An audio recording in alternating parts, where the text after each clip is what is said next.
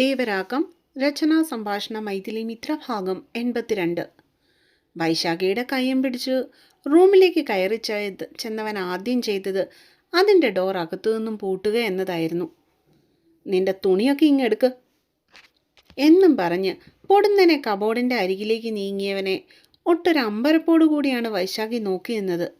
കാരണം റൂമിലേക്ക് കയറി ചെന്നപ്പോൾ തൊട്ട് ഒന്നും സംഭവിച്ചിട്ടില്ല എന്ന മട്ടിലുള്ള മഹാദേവൻ്റെ പെരുമാറ്റം അവളെ തെല്ലൊന്ന് ആശ്ചര്യപ്പെടുത്തിയിരുന്നു എന്ന് വേണം പറയുവാൻ.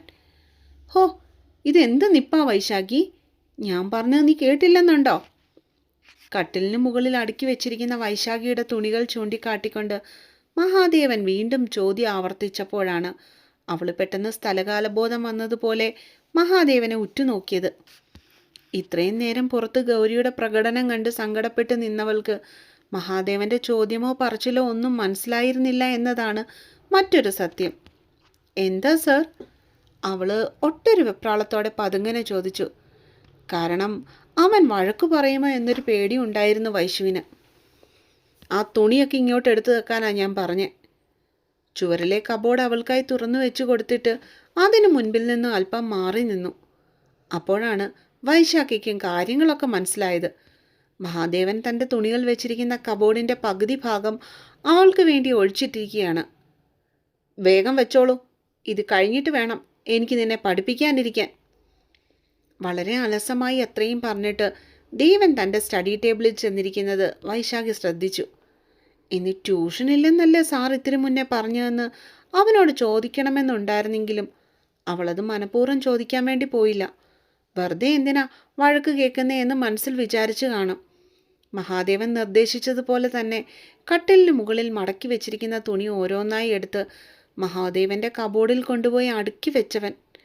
പക്ഷേ അടുക്കി പെറുക്കി വന്നപ്പോൾ അലമാരയുടെ മുക്കാഭാഗവും വൈശുവിൻ്റെ തുണികൾ കൊണ്ട് നിറഞ്ഞു. ഇനി ഇതിൻ്റെ പേരിൽ സാറ് വല്ലതും പറയുമോ എന്ന് പേടിച്ചിരുന്നവക്ക് അവൻ്റെ മൗനം ഒട്ടൊരാശ്വാസമായിരുന്നു. കഴിഞ്ഞോ? അവൾ അടുക്കി പെറുക്കിയ കബോർഡിൻ്റെ ഉൾവശത്തേക്കൊന്ന് പാളി നോക്കിയിട്ട് അവൻ തെല്ലൊന്ന് ഉച്ചത്തിൽ തിരക്കി. ഓ സർ. അലമാര അടച്ചുകൊണ്ട് അവൾ മറുപടി കൊടുത്തു. എങ്കിൽ ഓടിപ്പോയി നിന്റെ പുസ്തകങ്ങളൊക്കെ എടുത്തോണ്ട് വാ. ബുക്കിലേക്ക് മുഖം പൂഴ്ത്തിക്കൊണ്ട് തന്നെ അടുത്ത ഉത്തരവ് ദേവൻ ഇറക്കി. Okay sir. മണി ഇപ്പോൾ തന്നെ 8 മണി കഴിഞ്ഞു. എവിടെയെങ്കിലും ഒന്ന് കിടന്ന് സുഖമായി ഉറങ്ങണമെന്ന് തോന്നിയവൾ ആ ആഗ്രഹത്തെ ഉള്ളിലടക്കിക്കൊണ്ട് മുറിയുടെ വാതിൽ തുറന്ന് ധൃതിയിൽ പുറത്തേക്കിറങ്ങി. നേരെ ചെന്ന് മുറിയിൽ കയറി ആവശ്യമുള്ള ബുക്കും പുസ്തകമൊക്കെ എടുത്തുകൊണ്ടവൾ വേഗത്തിൽ തന്നെ മഹാദേവൻ്റെ അരികിലേക്ക് ഓടിച്ചെല്ലുകയും ചെയ്തു. എന്നിട്ട് അവൻ്റെ അരികിലായി കിടന്ന കസേരയിലേക്ക് ഇരിപ്പുറപ്പിച്ചു. ഇന്ന് പഠിപ്പിച്ചതൊക്കെ പൊക്കിക്കോ. സ്വതവേയുള്ള അതേ ഗൗരവം ഒട്ടും കുറയ്ക്കാതെ തന്നെ ദേവനിൽ പ്രകടമായി. വൈശാഖി അന്നത്തെ ദിവസം പഠിപ്പിച്ച ഓരോ സബ്ജക്റ്റുകളുടെയും ബുക്കുകൾ എടുത്തവന് മുൻപിലായി നിരത്തി വെച്ചു. അവൻ ഓരോന്നും എടുത്തു നോക്കിയിട്ട് പഠിക്കേണ്ട കാര്യങ്ങൾ അവർക്ക് പറഞ്ഞു കൊടുത്തു. 1/2 മണിക്കൂറിനുള്ളിൽ പഠിച്ചതെല്ലാം എന്നെ പറഞ്ഞു കേൾപ്പിച്ചോണം, അല്ലെങ്കിൽ ഓരോ ക്വസ്റ്റ്യനും ഞാൻ 100 പ്രാവശ്യം നിന്നെ കൊണ്ട് എംപോസിഷൻ എഴുതിക്കും. ചെക്കൻ കണ്ണുരുട്ടി. Okay sir. നിസ്സഹായതയോടെ പെണ്ണ് തലയാട്ടുകയും ചെയ്തു. ഈശ്വര, ഈ സാറിന് ഇപ്പോഴും ഒരു മാറ്റവും ഇല്ല. തന്നെ ഇപ്പോഴും ഒരു സ്റ്റുഡൻ്റായിട്ടല്ലാതെ മറ്റൊരു രീതിയിലും കാണുന്നില്ല.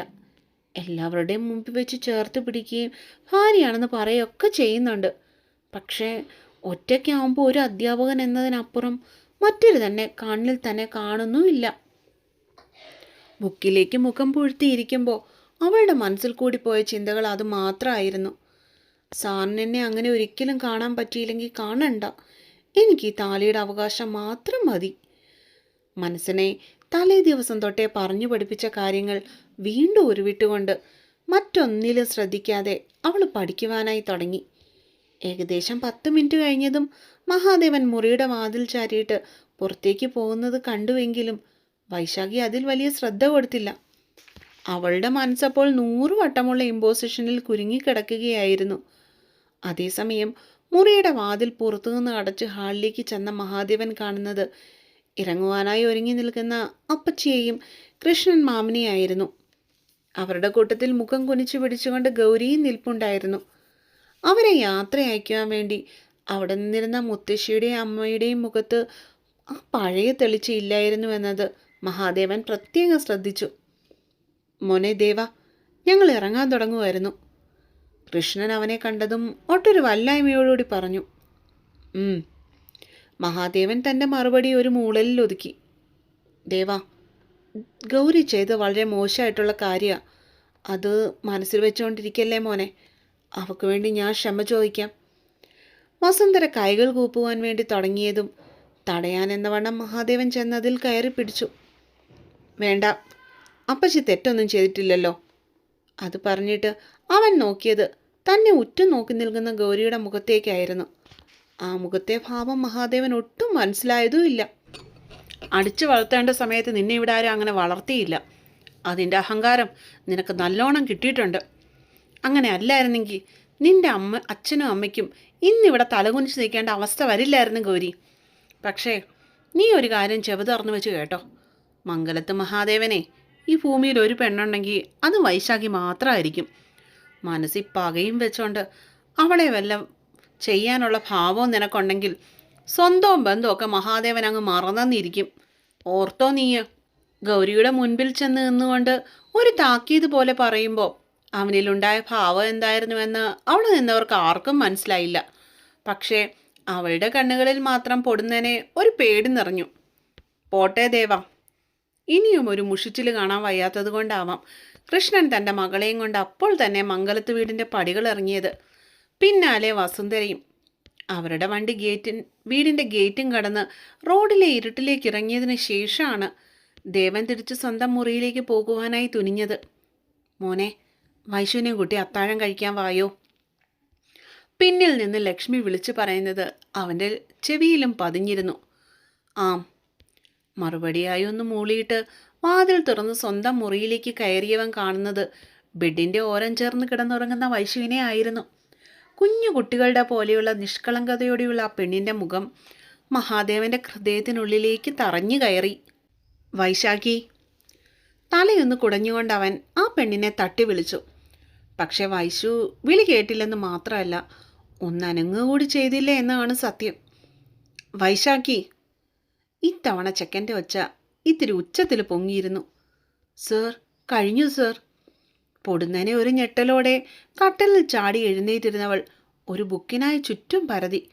പക്ഷേ തൊട്ടു മുൻപിലായി കൈകൾ രണ്ടും പിണച്ചു കെട്ടി നിൽക്കുന്ന മഹാദേവനെ കണ്ടതുവരെ മാത്രമേ അവളുടെ ആ പ്രകടനം നീണ്ടു നിന്നുള്ളൂ. ചെയ്തു പോയ തെറ്റ് ഓർമ്മയിൽ വന്നതും അവൾ പേടിയോടെ ദേവന് മുൻപിൽ തലകുനിച്ചിരുന്നു പോയി. പഠിക്കാനിരുന്നപ്പോൾ തൊട്ട് ഉറക്കം വരാൻ തുടങ്ങിയതാണ്. സത്യം പറഞ്ഞ എത്രയൊക്കെ ശ്രമിച്ചിട്ടും കണ്ണടയാതെ നോക്കാൻ പറ്റുന്നുണ്ടായിരുന്നില്ല. സാറ് പുറത്തിറങ്ങി പോയിട്ട് ഏറെ നേരം കഴിഞ്ഞിട്ടും തിരിച്ചു വരാതിരുന്നത് കണ്ടപ്പോഴാണ് ഉറക്കം സഹിക്കാൻ വയ്യാതെ കട്ടലിൽ വന്ന് കിടന്നതറിയാതെ ഉറങ്ങിപ്പോവുകയും ചെയ്തു.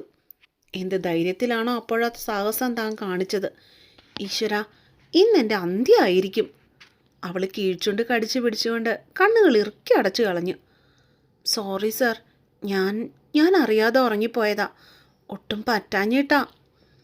100 പ്രാവശ്യത്തെ ഇമ്പോസിഷൻ എഴുതുന്ന കാര്യം ഓർമ്മയിൽ വന്നതും അവളെ പേടി കൊണ്ട് വിറച്ചു. എഴുന്നേറ്റ് കഴിക്കാൻ വാ. പക്ഷേ വളരെ ശാന്തനായിട്ട് മഹാദേവൻ അപ്പോൾ അവളോട് ആവശ്യപ്പെട്ടത് അതായിരുന്നു എന്ന് വേണം പറയുവാൻ. അവനിൽ നിന്നും അലർച്ചയും 2 വഴക്കും പ്രതീക്ഷിച്ച് നിന്നവളുടെ കണ്ണുകൾ രണ്ടും കേട്ടത് വിശ്വസിക്കാനാവാതെ മിഴിഞ്ഞുപോയി.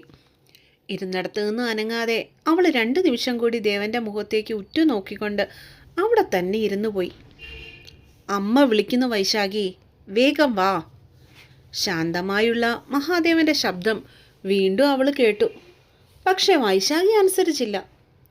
ഇല്ല, ഇതെൻ്റെ സാറല്ല. എൻ്റെ സാർ ഇങ്ങനല്ല. ഇച്ചിരി മുന്നേ വരെ ഒരു കുഴപ്പമില്ലായിരുന്ന സാറായിരുന്നല്ലോ എൻ്റേത്. പതിവിന് വിപരീതമായിട്ടുള്ള മഹാദേവൻ്റെ പെരുമാറ്റം വൈശാഖിക്ക് അങ്ങോട്ട് പെട്ടെന്നൊന്നും അംഗീകരിച്ചു കൊടുക്കാൻ പറ്റുന്നതായിരുന്നില്ല. വൈശാഖി, നീ വരുന്നില്ലേ? വീണ്ടും അവൻ്റെ ചോദ്യം ഒരു ഗുഹയിൽ നിന്നും എന്നതുപോലെ ചെവിയിൽ വന്ന് പതിച്ചപ്പോഴാണ് അവൾ ബെഡിൽ നിന്നും താഴേക്ക് ചാടി ഇറങ്ങിയതും അവൻ്റെ പിന്നാലെ ഡൈനിങ് റൂമിന് നേർക്ക് നടന്നതുമൊക്കെ. ചെന്നപ്പോൾ അവരെയും കാത്ത് ടേബിളിൽ ഇരിപ്പുണ്ടായിരുന്നു. പതിവ് സന്തോഷമോ തെളിച്ചമോ ഒന്നും ആരുടെയും മുഖത്ത് കാണുന്നില്ലായിരുന്നു. ഇരിക്കു കൊച്ചേ. കൈ കഴുകിയിട്ട് ചെന്നവളെ സ്നേഹത്തോടെ തന്നെ ലക്ഷ്മി മഹാദേവൻ്റെ അരികിലായി പിടിച്ചിരുത്തി. എന്നിട്ട് എല്ലാവർക്കുമായി അവർ വിളമ്പിക്കൊടുത്തു. എന്നിട്ട് ഒരു പാത്രത്തിൽ ചോറും കറികളും എടുത്ത് അവരുടെ കൂടെ തന്നെ ലക്ഷ്മി ഇരുന്നു. ലക്ഷ്മിയമ്മേ, ബാലു വന്നില്ലേ? തനിക്കെതിരായിട്ടിരുന്ന് കഴിക്കുന്ന ലക്ഷ്മിയെ നോക്കി വൈശാഖി പൊടുന്നതിന് സംശയത്തോടെ ചോദിച്ചു. ഒരാഴ്ചക്കകം നമ്മുടെ കൂട്ടരുടെ തന്നെ ഒരു കല്യാണമുണ്ട് കൊച്ചെ. ചെക്കരങ്ങ അമേരിക്കയല്ല. അവനെ കൊണ്ടുവരാൻ വേണ്ടി അവൻ്റെ അപ്പൻ്റെ കൂടെ എയർപോർട്ടിലേക്ക് പോയേക്കുക ബാലേട്ടൻ. വൈകിയേ വരുമെന്ന് എന്നെ വിളിച്ച് പറഞ്ഞിട്ടുണ്ട്. ഇനി നാളത്തേന് നോക്കിയാൽ മതി. ഒരു ചിരിയോടെയാണ് അവർ കഴിക്കുന്നതിനിടയിൽ കാര്യങ്ങൾ പറഞ്ഞത്. വൈശാഖി ഒന്ന് ചിരിച്ചു. എന്നിട്ട് പാത്രത്തിലുള്ള ചോറ് മെല്ലെ കഴിക്കുവാൻ തുടങ്ങി. എടാ ചെക്ക, അടുത്ത ചൊവ്വാഴ്ചയാ കെട്ട്. നമ്മളെല്ലാവരും നിർബന്ധമായി ഇവിടുന്ന് പോകേണ്ടി വരും. നിന്റെ മുത്തശ്ശൻ്റെ കുടുംബക്കാരാ. ചെന്നില്ലെങ്കിൽ അത് മതി പിന്നെ. അതുകൊണ്ട് അന്നത്തെ ദിവസം എങ്ങനെയെങ്കിലും ലീവ് എടുത്ത് നീ ഞങ്ങളുടെ കൂടെ എത്തിയേക്കണം. പിന്നെ വല്ലതും സാമ്പത്തികമായിട്ടും കൊടുക്കണം. പത്മാവതി മഹാദേവനോടായിട്ട് പറഞ്ഞു. ചൊവ്വാഴ്ചയാണെങ്കിൽ എനിക്ക് വരുന്ന കാര്യത്തിൽ ഉറപ്പ് പറയാൻ പറ്റില്ല. ചൊവ്വയും ബുധനയും 2 മാസത്തേക്ക് മീറ്റപ്പ് ക്ലാസ്സുകളുണ്ട് എനിക്ക്. അതും എറണാകുളത്ത് വെച്ച്. മാറ്റി വയ്ക്കാൻ ഒരു നിർവാഹവും ഇല്ല. വളരെ അലസമായിട്ട് തന്നെ ചെക്കൻ മറുപടി നൽകി. ബുധനാഴ്ച ചെക്കൻ വീട്ടുകാർ റിസപ്ഷൻ വെക്കുന്നുണ്ട്. അതിനെങ്കിലും നിനക്ക് വരാൻ പറ്റത്തില്ലേ? പത്മത്തിൻ്റെ നെറ്റി ചുളിഞ്ഞു. നോക്കാം, പക്ഷെ ഉറപ്പില്ല, അവൻ പറഞ്ഞു. എന്താണേലും നമ്മളെല്ലാവരും പോകുന്നുണ്ട്. വൈശുവിനെയും കൊണ്ടുപോകും. നിനക്ക് സൗകര്യമുണ്ടെങ്കിൽ വാ. 2 ദിവസം ഇവിടെ നീ ഇല്ലാത്ത സ്ഥിതിക്ക് കൊച്ചിനെ ഒറ്റയ്ക്ക് ഞാൻ കോളേജിൽ വിടത്തില്ല. അവർ തീരുമാനിച്ചുറപ്പിച്ചതുപോലെയാണ് സംസാരിച്ചത്. എന്തുകൊണ്ടോ മഹാദേവൻ പിന്നീടൊരു വർത്തമാനത്തിന് മുതിർന്നില്ല. പാത്രത്തിലുള്ളത് കഴിച്ചു തീർത്തിട്ട് വേഗം അവിടെ നിന്ന് എഴുന്നേറ്റു. പിന്നെ സാമ്പത്തികം എത്രയാണ് കൊടുക്കാൻ പോണ്ട ഉദ്ദേശിക്കുന്നത്? കൈ കഴുകി തിരിഞ്ഞവൻ എന്തോ ആലോചിച്ചതുപോലെ കഴിച്ചുകൊണ്ടിരുന്ന പത്മത്തിനോട് തിരക്കി. 5 കൊടുക്കണ്ടേ അല്ലേടി?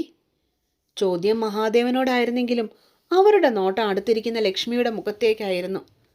5? 5000 എന്നാണോ ബോണ്ട ഉദ്ദേശിച്ചത്? ചെക്കൻ്റെ കണ്ണുകൾ ഇപ്പം വിഴിഞ്ഞ് താഴെ വീഴും എന്ന രീതിയിലായി.